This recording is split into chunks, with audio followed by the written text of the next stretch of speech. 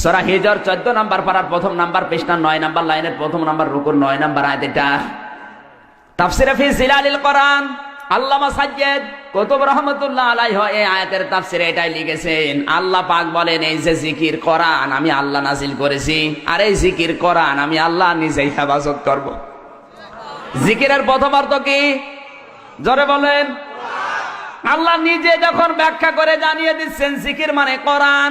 বাংলাদেশে আজ প্রায় 48,000 পীর, অনেক দরবার আছে যেখানে কোরআন নেই, শুধু জিকির। কথা বলেন না কেন? আপনি দরবারে যাবেন, হু হু হু জিকির দিয়ে দেবে।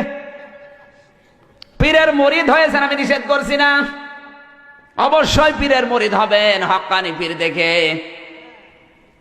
যাবেন। আগে বলবেন, হুজুর আমার হাতে কোরআন শরীফ দেন। কারণ জিকিরের অর্থ প্রথমটা কি? জোরে বলেন। আমি